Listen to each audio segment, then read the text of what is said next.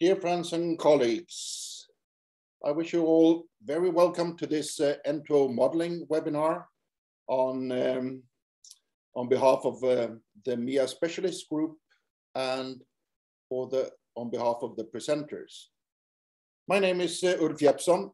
I'm an associate professor at Lund University and in Sweden, and I'm also the chair of the Modeling and Integrated Assessment Specialist Group within IWA. And I want to take this opportunity just to say a few words about what the specialist group is about before we start the actual webinar. And the reason for that is that this webinar is organized by the MIA specialist group. The MIA specialist group is one of the most active specialist groups within IWA, and it's the one that is really focusing on modeling of all aspects of water and wastewater processes and everything related to that modeling. It's a task group that is open for everybody who's an IWA member, and currently we have some 1,900 members in our register. We work through various channels, but one of the main way that we work is through task groups. A task group is normally a small size group of experts that are focusing on some specific topic for a number of years, and in the end producing normally a scientific technical report or other type of book. And we currently have 5 such task groups active, as you see on the screen here. Another way that we are working are through working groups.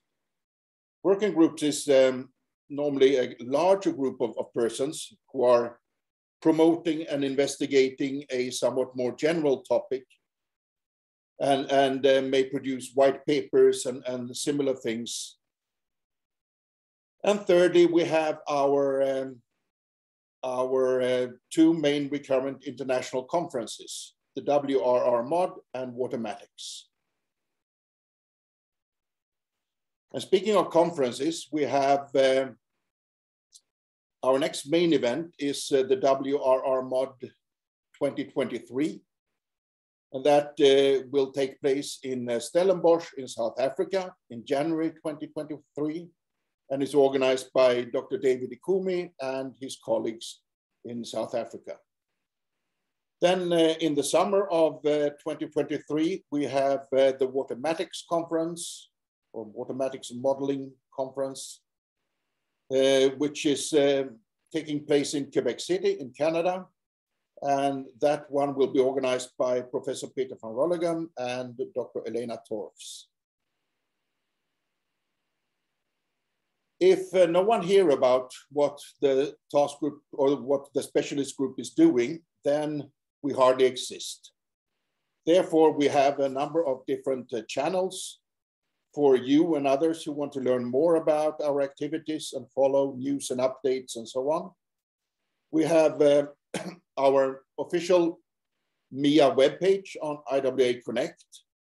That is for all members of IWA that can go in there.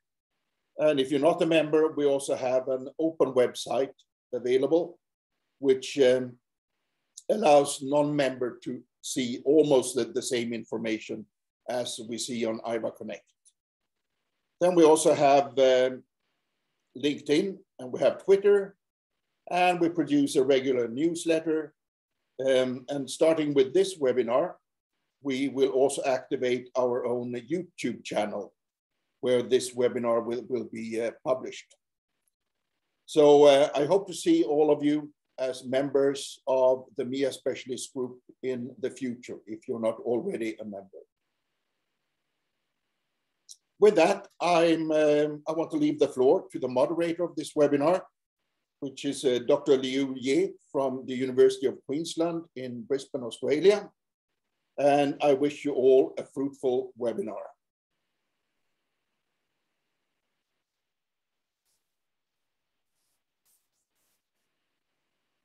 Thanks for the introduction, Wolf. Hello, everyone. I'm Liu Ye. I'm an associate professor in University of Queensland in Australia.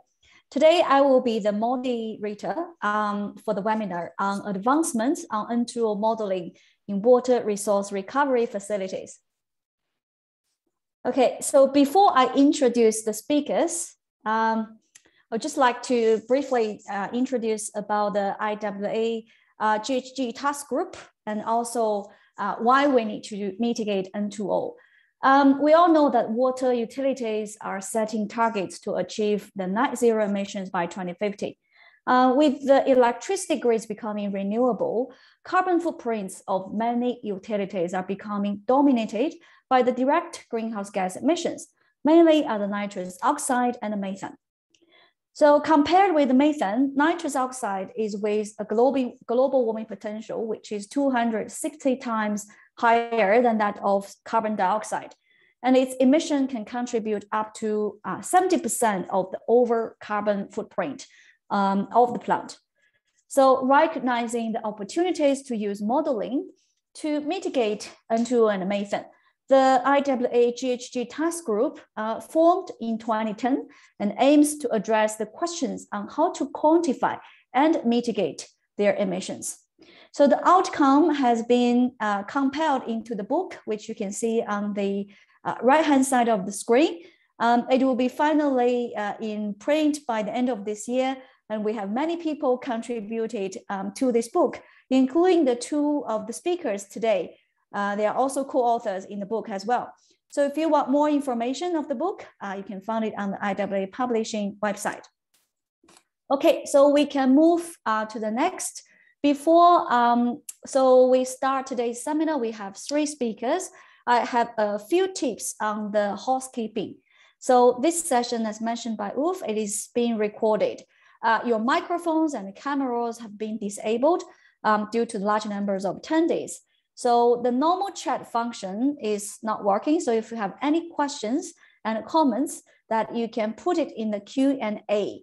So which is at the bottom of your Zoom. And we will be monitoring the questions during the session. And all the questions, we will wait until the end of all the 3 speakers, and we will answer these questions. Okay, so first, I will introduce today's first speaker, who is Matthew Sperandio. So Matthew is a professor at the National Institute for Applied Sciences of University of Toulouse. And he's leading a group dedicated to sustainable waste and wastewater management. His group works on process engineering strategies toward waste conversion into valuable products in the environmental field, with the aim of mitigating greenhouse gas emissions and closing the carbon and nutrient cycles. Today, Matthew will introduce the history and the state of the art for N2O modeling. Thank you, Liu, for this introduction. I hope you can see my slides and you can hear me.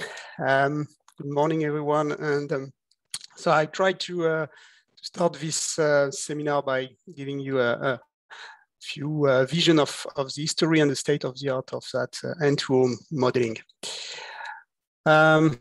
So the first model in which N2O and NO were introduced was published by Yatt and Grady in 2008, and it was related to denitrification. Basically, the 4-step denitrification concept was introduced and included in that model, and this model is still used today in many simulation studies. Later, and very recently, new concepts were proposed, especially based on electron carriers and other concepts. Then, regarding nitrification, from 2010 to 2015, different groups proposed single pathways models, introducing new variables like hydroxylamine, NO, and N2O, which were combined with activated sludge concept. In 2016, we published a comparison of these models using a large range of data. And we actually show that it was quite impossible to predict various conditions with single pathways models. So from 2014 to 2016, 4 papers were published from 3 research groups dealing with new 2 pathways models for nitrification. And this model has received more consensus than single pathways. Finally, chemical reaction producing N2O was also modeled, but it was shown quite recently that under neutral pH condition and general condition, this reaction is not that significant compared to biological reactions. So if we focus on biological pathways, which pathways are we talking about? Basically, ammonium oxidizing organisms oxidize ammonia into hydroxylamine, then into nitric oxide, and finally into nitrite. Each step being realized by a specific enzyme in the catabolic metabolism for producing energy. Ammonium oxidizing organisms can also produce nitrous oxide by either incomplete oxidation of hydroxylamine, and this is called the hydroxylamine pathway, NN, or the reduction of nitrite into N2O, which is called nitrifiers denitrification, ND pathway. The nitrite oxidizing bacteria are not supposed to produce N2O, they convert nitrite into nitrate. Then heterotrophic bacteria, so the ordinary heterotrophic organisms, are going to reduce nitrate into nitrite, nitrite into NO, NO into N2O, and N2O into nitrogen gas. So you can conclude that N2O can be produced by autotrophic bacteria in 2 pathways, whereas N2O can be either produced or consumed by heterotroph denitrifiers. Well, if we look at the nitrification pathways, I think the most realistic models are based on electron carriers and energy carriers. On that 2 examples, the models proposed by IWMC, that models are based on electron carriers and ATP or ADP exchanges. Well, in that models, we consider that electrons are produced by hydroxylamine oxidation, and these electrons can be captured either by oxygen reduction or nitrite reduction into N2O or NO reduction into N2O. But also they can be used also, they should be used by oxidation of ammonia. Well, here you understand that, that oxygen compete with other electron acceptors like nitrite or NO, and this explains why such emission can be encouraged at low oxygen level, and especially also when hydroxylamine accumulated.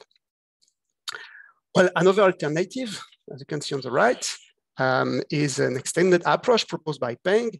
He proposed to link these reactions to the ATP-ADP reactions, which are responsible of energy transport in the cell.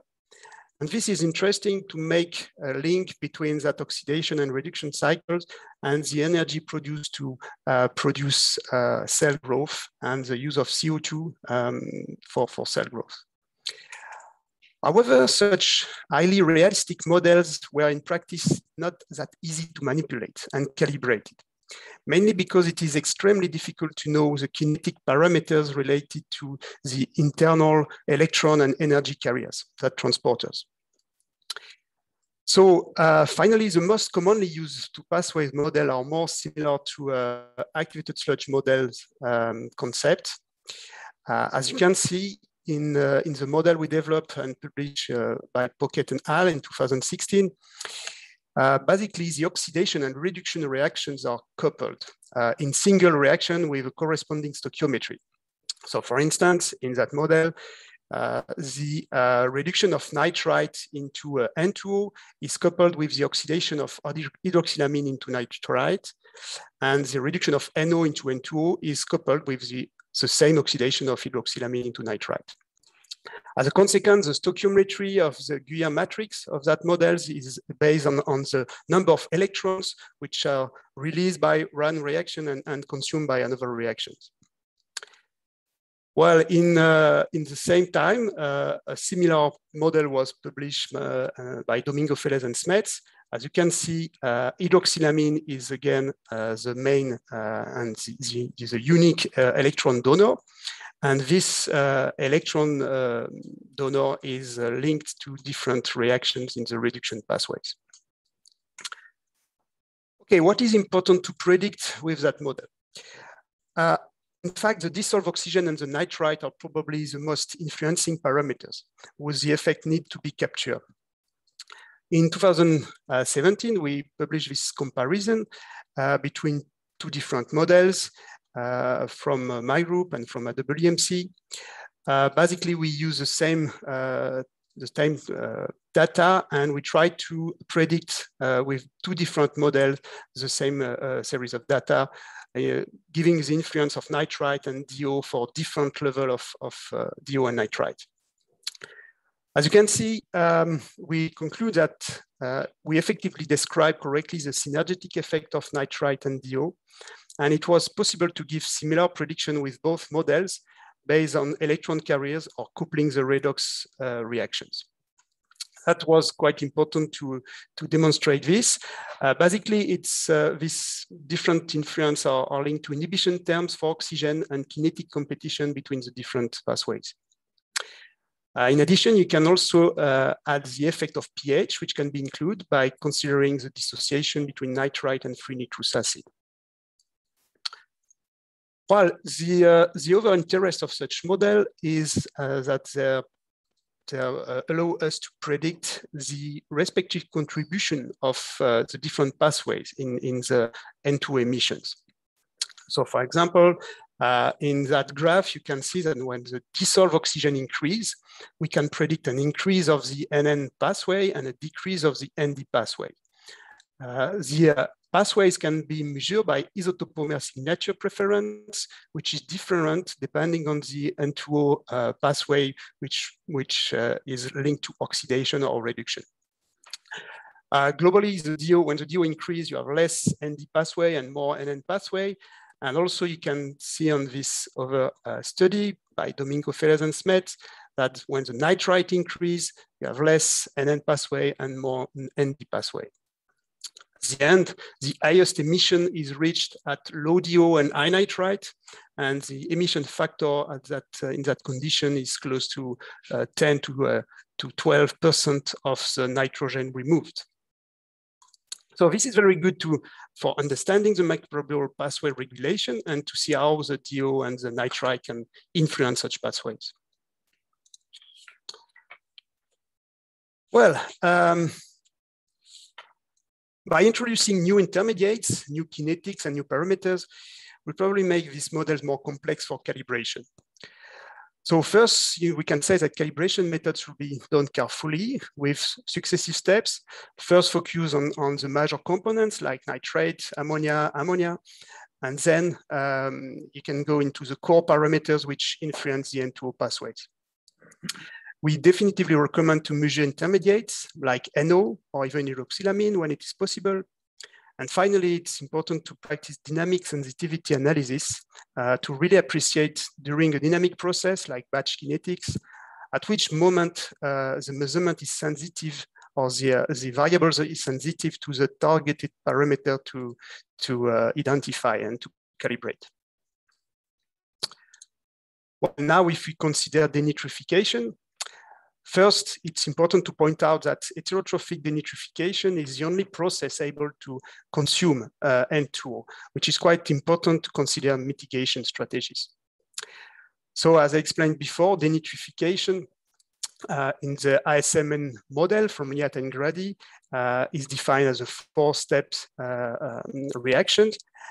And new concept can be necessary for differentiating the effect of different carbon source, for instance, different COD source on the different enzymatic reactions. And this is the reason why new models have been proposed, for example, by Pan et al. Or Domingo Felez and Smet. Well, as a conclusion, I would say that the N2O models reach the age of maturity. Very useful. They are very useful for identifying influencing factor and understanding the pathways and developing control strategies. Their quantitative prediction ability is still questionable, especially for process at full scale, and it will be probably a topic to be discussed in the next presentation. And if I list an example of ongoing and future research trends, first I would say that on the microbial aspects, the loops between the NO and N2O consumed or produced by heterotroph, autotroph, and even anamox are really interesting to study. Also, the enzyme regulation is also a topic. If we consider the heterogeneity description, this is also important. All the bacteria don't see exactly the same thing at the same time, especially when you consider big systems and biofilm systems. So we know that CFD can be coupled with that kinetics. Multiple or 1D models for biofilm are very interesting to describe such heterogeneities. About the non-deterministic models, I will say that at the moment, we also have nice development on physiologic or data-driven approach, which are probably necessary to combine with that deterministic models. And lastly, I would say that calibration and observation methodology are really important. As soon as the N2O is measured more and more continuously in system, you can use that data to calibrate online that models for control strategies. Okay, that's all for my introduction. Thank you for your attention. And here you have all my coordinates if you want to contact me. Thank you. Thank you, Matthew. Thanks for the presentation. I think you gave us very good, like a review of all the models currently presented or developed in the past decade. And also thanks for sharing your views and perspectives on what are the future directions of the N2O modeling areas. So for the audience, if you have any questions, so please put them in the Q&A. So we will have time left for you at the end of the session after all our three speakers presented, and we will answer the questions. Okay, thanks, Matthew. Thank you. So I'm going to introduce our next speaker. So Evelyn Walker. So Evelyn is a full professor at Ghent University, and she's leading the Biocore research group. Her group has a scientific expertise in biological wastewater treatment, considering innovative techniques and sustainability aspects, such as greenhouse gas emissions. They do process engineering, aiming at process optimization through physical-based modeling and simulation, data treatment techniques, and experimental studies. So today, Evelyn will present the potential of N2O emission models for full-scale applications. Okay, Evelyn, you're muted.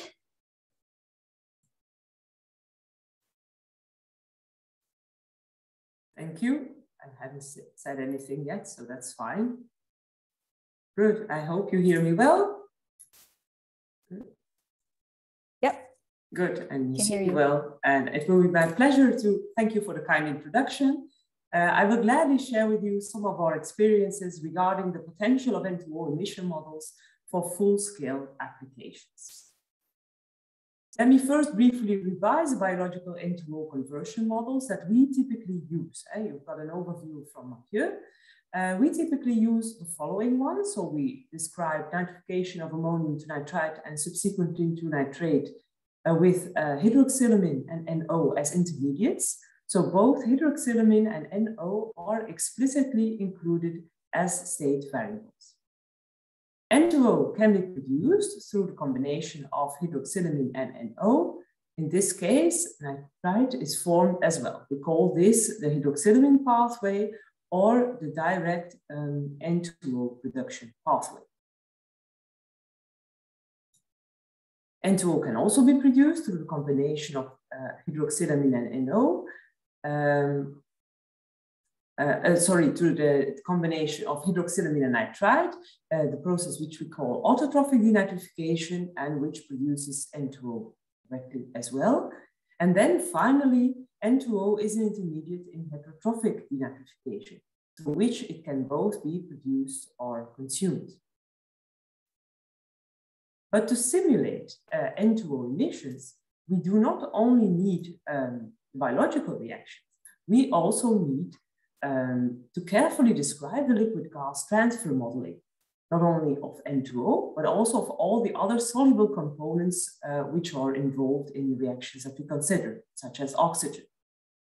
The liquid-gas transfer rate along the reactor height, the vertical position Z that you see in the figure here, is influenced by the pressure, the gas and liquid composition, and also by the rate. And to calculate transfer of different compounds between the liquid phase and the gas phase, different assumptions have been made in literature regarding the gas phase composition and the hydraulic pressure, which both vary along the reactor height. We have carefully analyzed all of these assumptions that have been made in literature before for the various components, and we have demonstrated under which conditions, which expressions can be applied for the total liquid gas transfer rate, using either the complete gradients of the mole fraction and the pressure, or using simplified expressions that assume uniform values along the reactor height. We found, for instance, that for oxygen pressure is important, whereas for N2O, the mole fraction gradient along the reactor height is more important than pressure.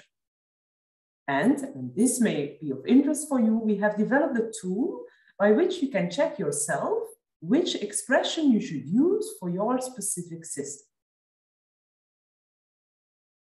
Let's have a look at our first full-scale case study. This concerns a partial nitritation reactor. This is a reactor in which ammonium is converted to nitrite and further nitrification to nitrate is prevented. Only about half of the ammonium is converted, the other half remains unconverted. In order to simulate N2O emissions from this reactor, we followed a four-step procedure. First of all, we started with a model which did not include N2O formation, and we calibrated the overall reactor performance, namely the bulk liquid concentrations. And here you see the results. We matched, first of all, the simulated DO concentration to the measured one by adjusting the alpha factor. In this case, we already knew what was the aeration flow rate. It was measured and implemented and recorded in the SCADA system. And we adjusted the alpha factor, which corrects for the actual experimental conditions compared to clean water. The resulting alpha factor, which we found by calibration, was very close to the one that we determined experimentally. So this was a very good indication. The ammonium conversion was very well simulated. It was about 57%, whereas measured was 58 or something like that. But the nitrite concentrations were somewhat over-predicted in the model. Nitrate concentrations were under-predicted. So nitrate production was measured, but it was not found in the model, not predicted. And we attributed this to chemical oxidation of nitrite, which was not considered in the model and thus could not be remedied with the model that we had at that point. We went on with our calibration, now qualitatively assessing all of the individual N2O formation pathways to see which of the pathways could explain the N2O formation under aerobic and anoxic conditions, or at least part of it. Then we performed the model calibration by adding the N2O formation pathways one by one and by estimating the relevant parameters. These appear to be the maximum substrate uptake rates of the indirect and the direct pathway. Finally, we performed model validation, considering a single model with all relevant N2O formation pathways. And here you have the results. You see that so this is now including the N2O conversion. Ammonium was still very well predicted. Nitrite was still a bit over-predicted, but less than in the previous case, which is because some also goes to N2O, as you will see. Nitrate was still not there. We didn't consider chemical oxidation. For the N2O emissions, we saw that during the calibration period, we had quite a good fit. So the black line, the blue line matched very well, but during the validation period, there was clearly an under-prediction by the model of the N2O formation. What did we learn from our experiences? Well, we decided we concluded that the dynamic reactor behavior, including the off-gas N2O and NO concentrations, I didn't show NO here, was well described qualitatively. So not quantitatively, but qualitatively. And we also found that we could describe this by using the model which was calibrated first without considering N2O emissions. So it was not influenced too much by the N2O formation. We found that modeling N2O emissions was very useful to identify what are the N2O formation pathways. Moreover, if we compared these model simulations with the experimental data, this also gave us information on which models to use. More specifically, we have seen that it was necessary to include hydroxylamine as a state variable, and also that it was we had to include oxygen inhibition of the AOB indirect path. However, we found that quantitative prediction of N2O emissions with models remains difficult.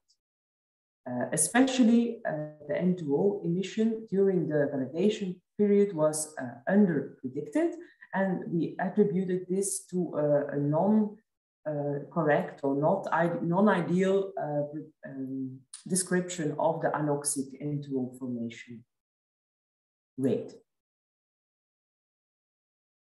Now I have a second case study for you, second full-scale case study. This one concerns a partial nitritation anammox reactor. In a partial nitritation anammox reactor, ammonium is converted all the way to nitrogen gas. Some nitrite and nitrate may still accumulate, but it's not the intention. And the gas phase mainly contains nitrogen gas, and it can also contain some N2O, which we are interested in today. Now, in this particular system, the gas flow in the reactor was constant. It was necessary also to keep the granules in suspension. This was a granular sludge reactor. However, part of the gas flow was fresh air and part of it was recirculated air. So if you look at the profile, you will see that the amount of fresh air fed to the reactor, and thus also the amount of oxygen, was not always the same. To simulate the N2O emissions from this reactor, we followed a similar approach as for the previous case study. We thought that was successful, so we thought, let's first calibrate the overall reactor performance, and then only in the next step consider the N2O emission. It was thus a two-step calibration procedure. In order to calibrate the overall reactor performance, we performed a sensitivity analysis. First, a steady state sensitivity analysis, because this asks less computation power, and then a dynamic sensitivity analysis for the most important parameters. Now, while calibrating the N2O emissions, we kept then the same parameters. Right? And we did multiple simulations, increasing the number of parameters.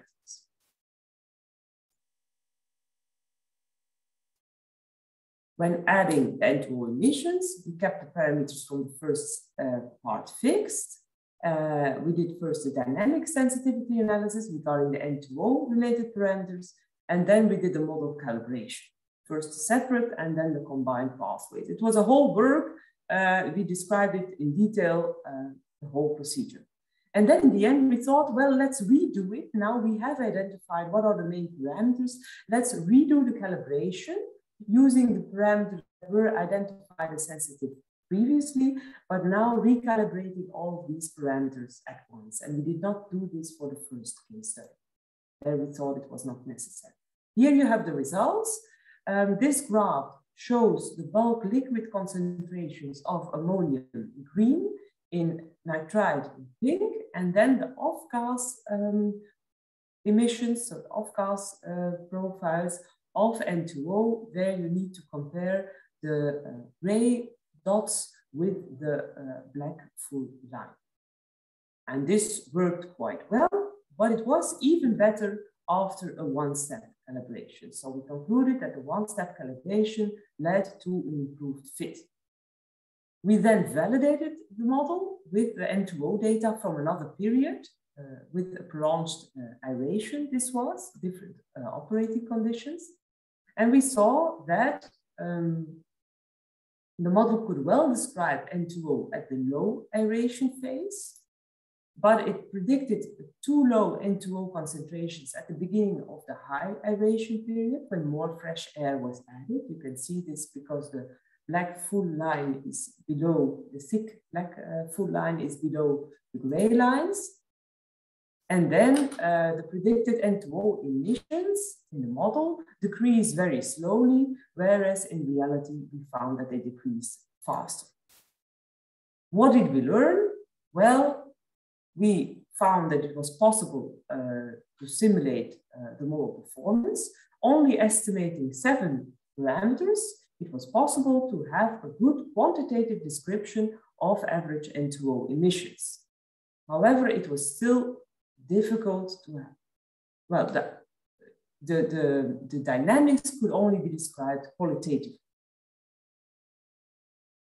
We then validated the model with independent data, but then we could only have a qualitative prediction of the N2O dynamics. Again, here, the model was very useful in identifying N2O formation pathways. Now that brings me to my concluding statements of today, and they are open for discussion. So I would be happy to also hear your experiences.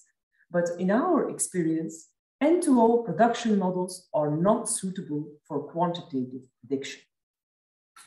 For several reasons, calibration is not unambiguous. You can have several parameters that give the same results.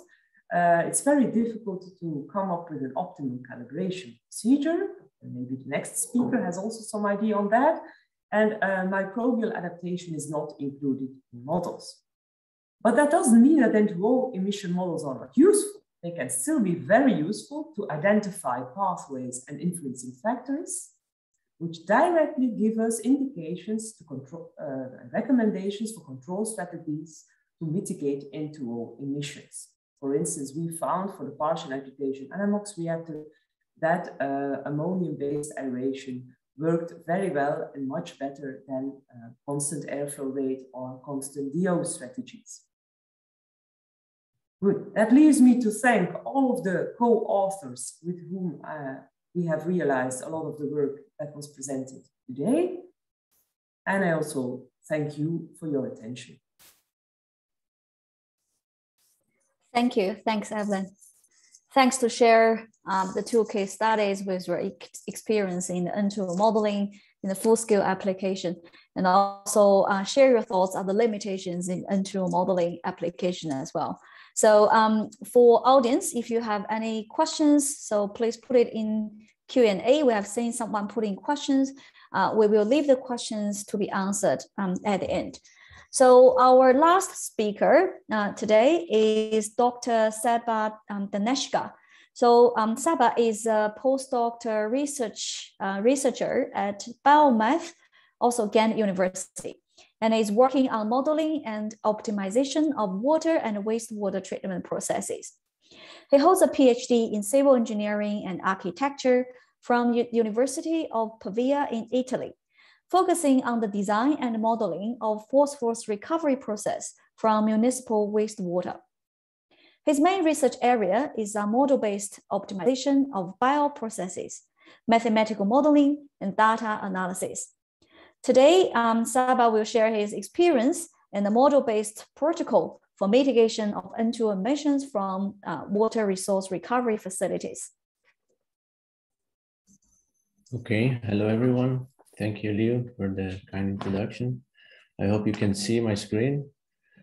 So today I'm going to talk about the LESFOT European LIFE project, which introduces a model-based protocol for mitigation of N2O emissions from water resource recovery facilities. So there have been a lot of introduction on different pathways of N2O emissions from a water resource recovery facility. So I'm just going to focus here on the fact that during the nitrification process, we have the risk of N2O emission directly related to both high DO concentration and low DO concentration. So I'm going to talk about later on with 2 terminologies of high DO risk and low DO risk So it's quite important to note that high DO risk means the risk of N2O emission due to high DO concentration, and low DO risk relates to the risk of N2O emissions due to the low DO concentrations that could happen also in the nitrification process. So with that being said, the LESVAT project has three main objectives. One is to introduce some innovative technologies like the Lestron and the protocol itself. I'm going to talk about them in a minute. And these technologies are focused on the energy expenditure and greenhouse gas emissions reduction. So to target the carbon footprint, actually reduction of the water resource recovery facilities. And maybe most importantly, that these technologies are transferable to different water resource recovery facilities in different geographical locations with different configurations and operating conditions. So this is quite a strong point of the LESVAT project. So the Lestron is an innovative automated wireless tool which actually moves along the surface of the bioreactor and in an online fashion measures oxygen transfer rate, dissolved oxygen, and also the N2O emission directly in the off gas of the biological tank. So the data collected with the Lestron is quite invaluable during the whole process of the application of a protocol to one water resource recovery facility for introducing mitigation strategies. So I'm going to present two different case studies here. The first one is Quidepur Water Resource Recovery Facility in the center of Italy in San Miniato, which is a conventional wastewater treatment plant treating both municipal and industrial wastewater, which the municipal one is combined after the denitrification. So it has a nitrification stage followed by a secondary sedimentation tank. So first we applied the N2O risk assessment model. So we have an N2O risk assessment modeling framework which uses expert knowledge using the artificial intelligence techniques to actually calculate a risk score for the operating conditions that we have the higher risk of N2O emission for. So here at the graph at the top, we can see that predominantly the risk of the N2O emission due to the high concentration of DO is present. So it's predominant in this case. And because in the blue line, we can see that the oxygen level is actually constantly above 2 milligrams per liter. And if we take a look at the graph at the bottom, which is for that specific period, we can see that in green, we have the actual N2O emission collected by Lestron. And in this case, we can see that in a lot of instances, we have corresponding peaks between the actual N2O emissions and also the peaks that are predicted by the N2O risk values. So whenever we have higher risks, we expect that generally we can have higher N2O emissions also in practice. So here already we can maybe talk about the potential mitigation strategy. So we have consistently high DO concentration inside the bioreactor, and because of that we have consistently high N2O emission because of that high DO concentration. So the potential mitigation strategy here could be reducing the aeration. And we tested this potential mitigation strategy with the flow sheet modeling and also CFD biokinetic modeling to see the effect of this reducing aeration on the performance of the system. And we can see that we can have not significant effect on the performance of the system, as we can see that the ammonia removal and the COD removal is barely actually affected by the reduction of the aeration in the new scenario. So we tested the potential proposal in practice. So in the graph at the top is actually more or less the same operating conditions as before. So we have consistently high DO concentration higher than 2 milligrams per liter. And in that case, we can see that in the green points that we have consistently high emissions for the N2O. And in the bottom, we tested the scenario with reducing the aeration. So we have consistently now lower than 2 milligrams per liter, which is around 1.7, 1.8 consistently. And in this case, can see that significantly the risk of the N2O emission, which is related to the high DO concentration, is reduced. And also in many cases, the actual N2O emissions, which is the green line, is also reduced. So this shows that this potential strategy actually, which is tested and validated through the use of these advanced modeling techniques, is actually working also in the real operating conditions of the plant. For the second case study, we have the Eindhoven water resource recovery facilities in the Netherlands. So this is quite a different geographical region, different configurations as an EBPR process. And in this case, if you take a look at the graph at the top, which is the risk predicted by the N2O risk assessment modeling framework under the normal operating condition of the plant, we can see both low DO risk and high DO risks are present. So it's quite variable, and both low DO concentrations and high DO concentrations can contribute to the high risk of N2O emissions. And if we also take a look at the CFD of the aeration tank, which has been done during the work of PhD of Usman Rahman here in biomath, we can see that it shows quite high variations inside the bioreactor. So we can see that the oxygen concentration is not actually quite well distributed inside the bioreactor. So we have incomplete mixing, and due to the fact of that, we can have different risk predicted for the N2O, which can relate to low DO or high DO concentrations. So in this case, we use the output of the CFD biokinetic model. So the DO concentrations predicted by the CFD biokinetic model as the input for the N2O risk model. So in this case, we can see as a result in the graph on the right-hand side that we can have the predicted value for the risk of N2O emissions, but distributed especially in the bioreactor along the 3 axes. So here, for example, the result shows the low DO risks. So the risk of the N2O emission related to low DO concentrations under an operating conditions with relatively high load coming into the plant.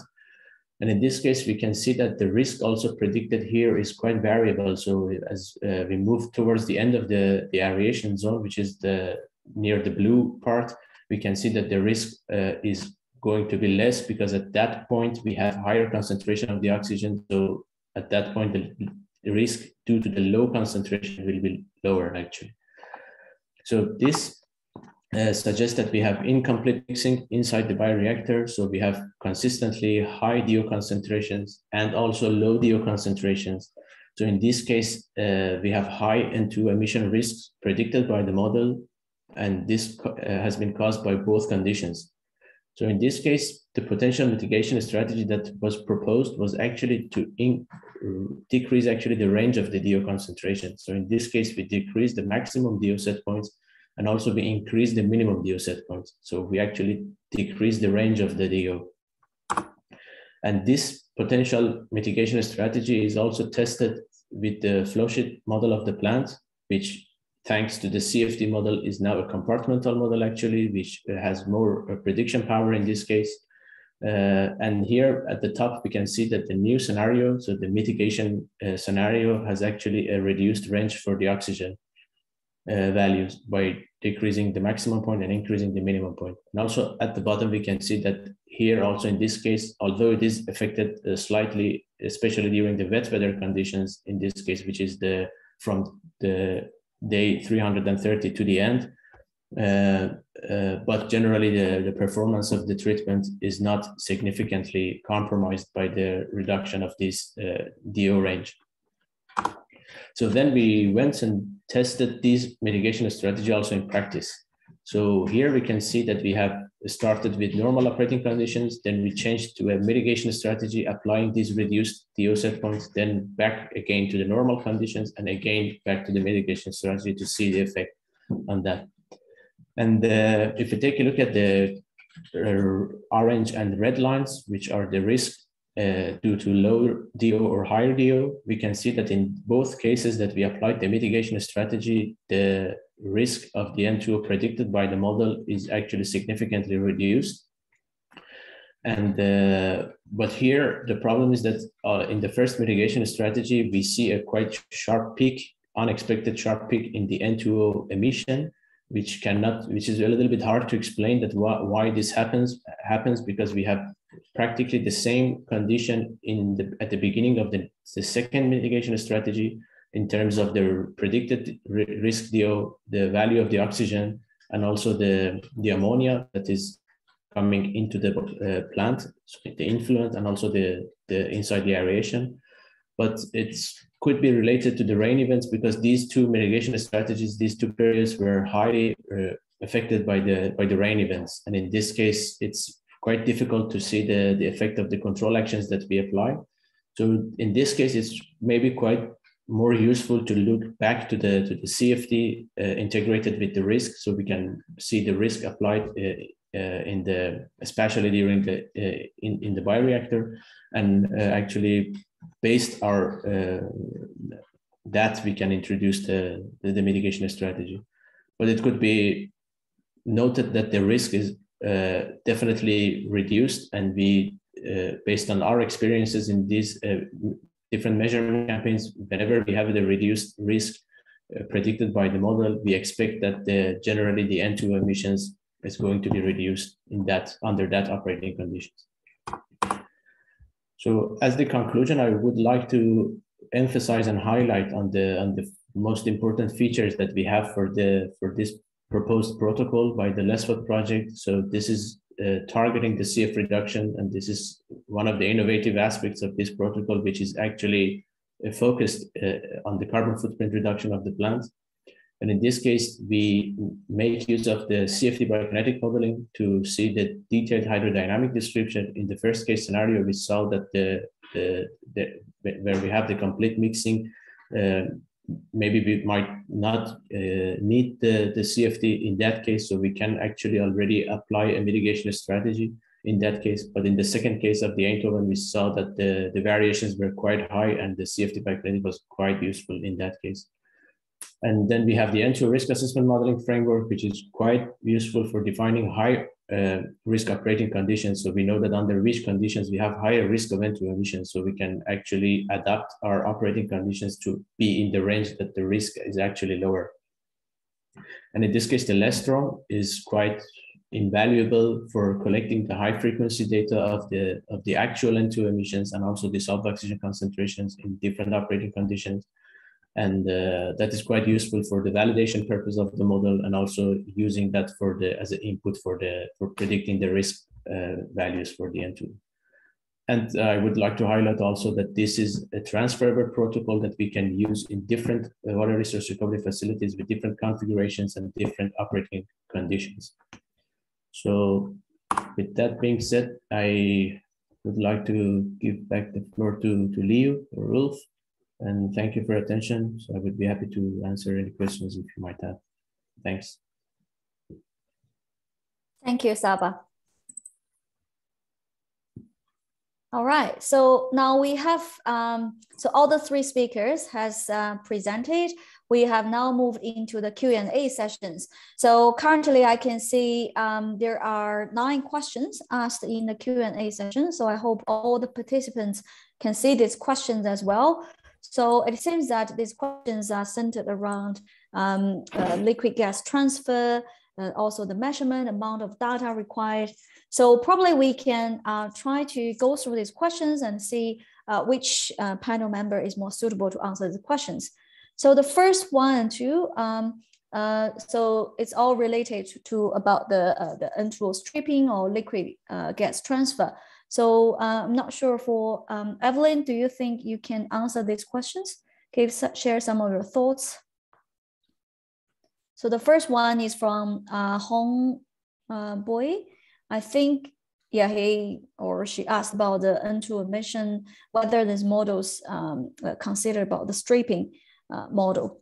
Then Michael also asked about the active N2O production. So that's to you. Okay, so the second one is more on pathway. Which one would you like me to answer? All right, I think you answered the second one already. Yeah, maybe. Yeah, so maybe I need to repeat. Yeah, somebody asked how good are they? That's an intriguing question, of course. How good are they? They are. So for the moment, what we did is we have gas liquid transfer models where we had an comprehensive equation for taking into account the influence of the pressure variations along the reactor height and the gas mole fractions along the reactor height. But there are, of course, still other things that could be taken into account.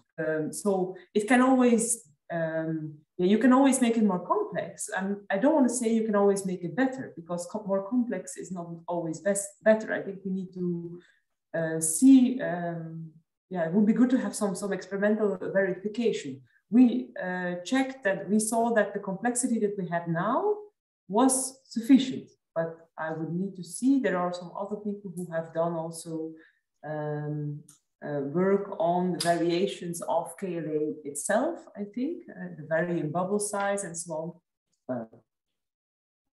I would say try. Personally, I don't think that the gas-liquid transfer models are, for the moment, the limiting factor in predicting N2O emissions. Okay, well, yeah, I think, so maybe we should move to the next, because we have 5 minutes left. So we probably try to answer the rest of questions. And if there are further questions from the audience, I think, I believe the panel members will always be happy to answer your questions later on. Send the emails through emails. Okay, second question, I think Evelyn already answered with Michael's question on the KLA-based model stripping. So that was answered in written. So let's now move to the next one. I think Michael also asked a question to Evelyn on regarding to the N2O production pathways with individual systems. You experience that the active pathways changes, or it is the same governing pathway different within a plant over time? I'll leave my colleague to answer first, because they haven't said anything yet. And I'm sure that Mathieu also has an opinion on that. Yeah, maybe Matthew also can comment on this one. Okay, thank you. I can also add a comment on the liquid transfer, just to complete the answer of Evelyn, just telling that we have that experience on gas liquid transfer on full-scale system with Paris biofilters. And in the same way as Evelyn said, as soon as you consider correctly the evolution of the gas properties through the bottom to the top of the reactor, and if you consider a good description of the gas phase, then it was a success, and the modification we had to do on the biological model were quite few.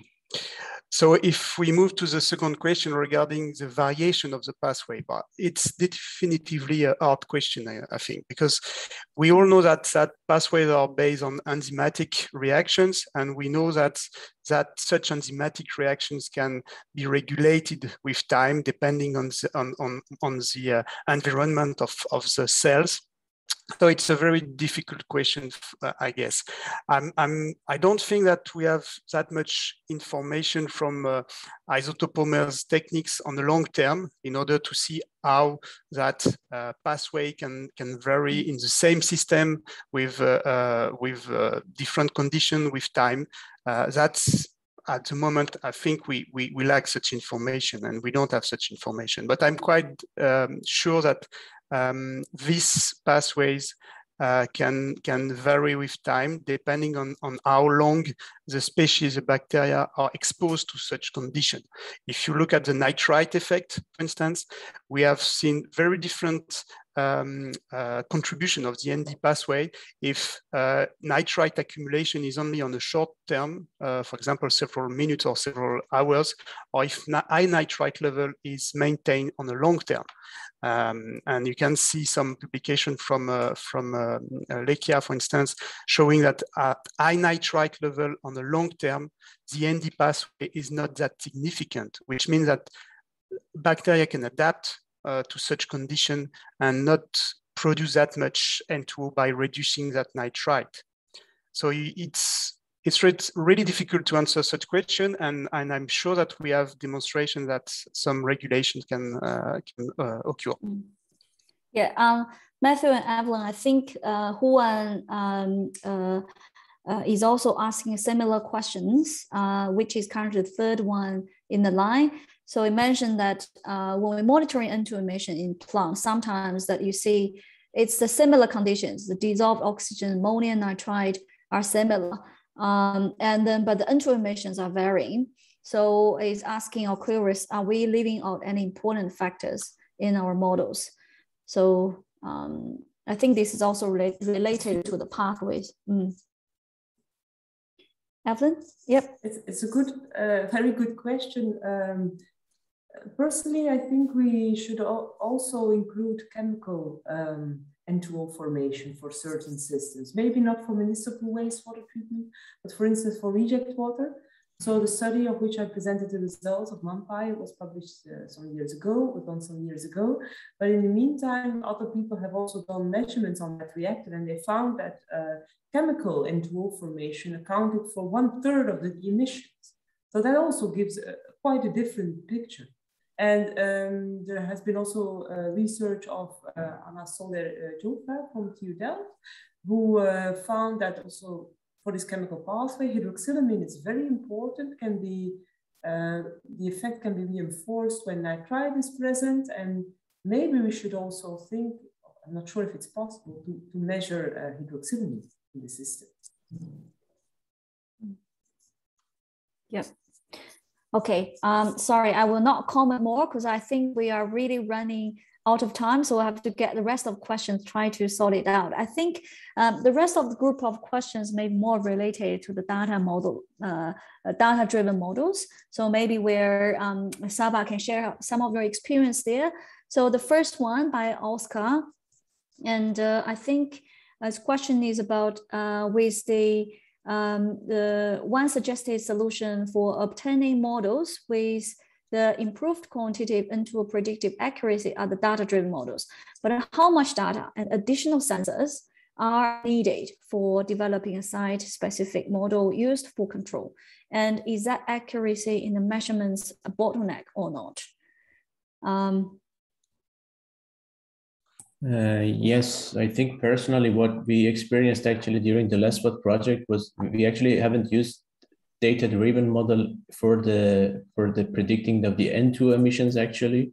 So the model that we used was an artificial intelligence model for calculating the risk of the N2O. And it's quite important to note that when we are talking about the risk values, it is not necessarily the case that if we see a high risk, we definitely should have a high emission of the N2O. So this is operating conditions that potentially can contribute to the higher emissions.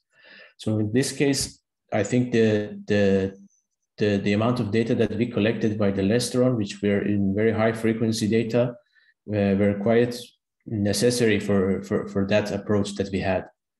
But in terms of the prediction power, it's not the case for our model because the prediction power is not, because we are not predicting the N2O emission itself, we are predicting the risk of the N2O emission.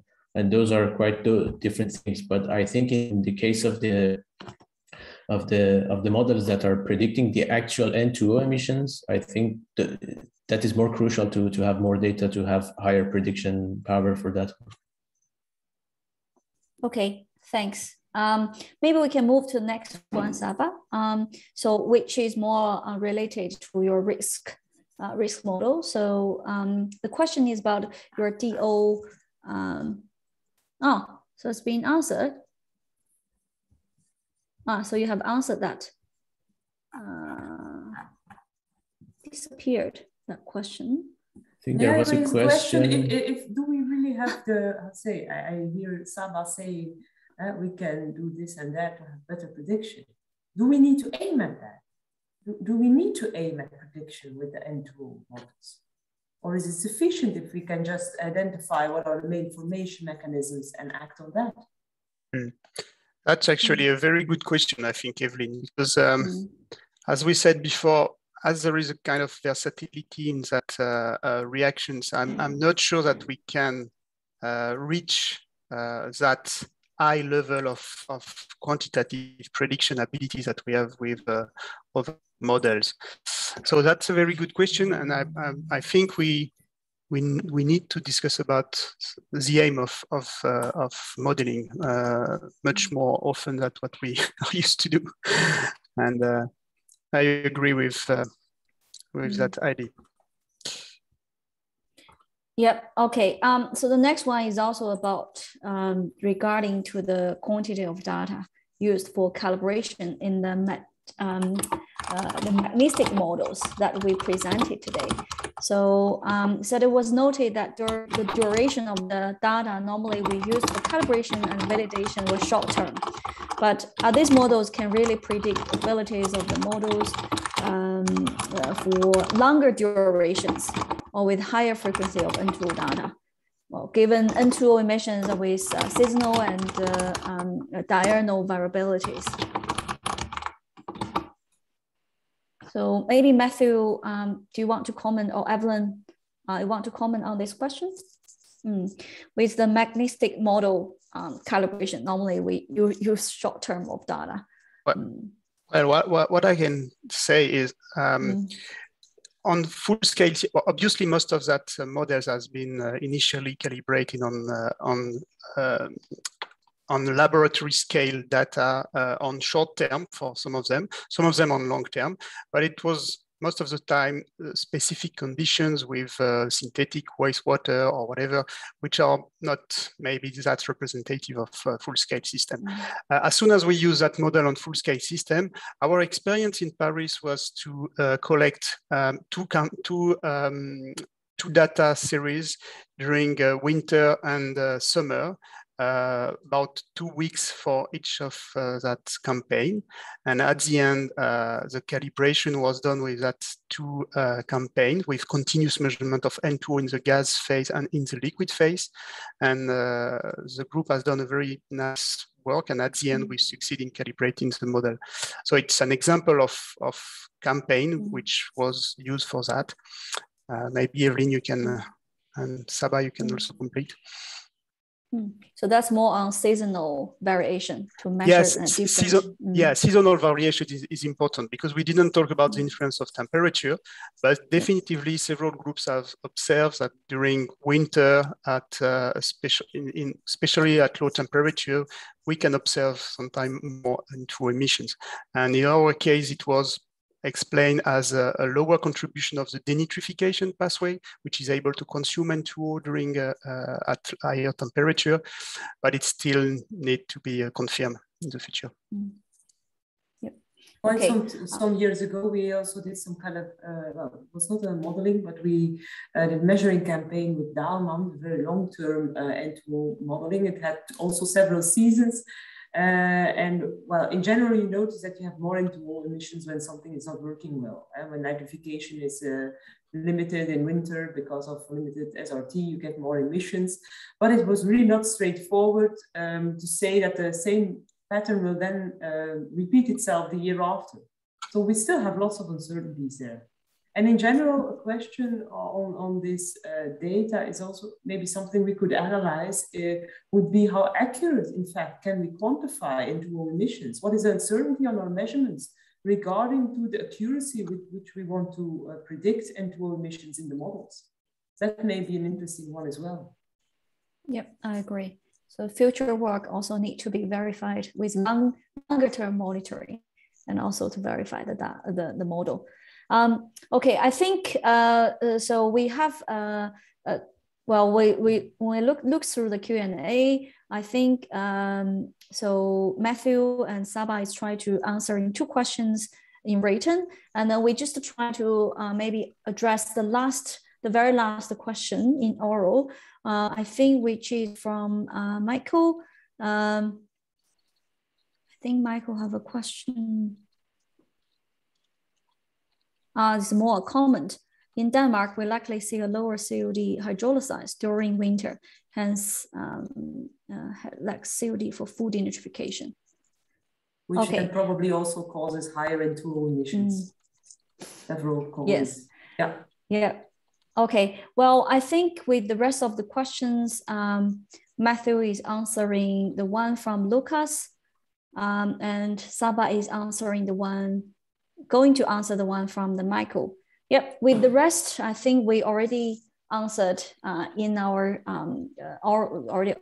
answered orally. So given already 9 minutes past the original session, so here I would like to thank you all for participating in this webinar, and also thanks again for all the speakers today, and thanks Wolf to organize this webinar. So thanks again for your participants, and we'd like to see many of you in the future webinars organized by the MIA group. Thank you. Thank you. Thank you. Bye. Thank you.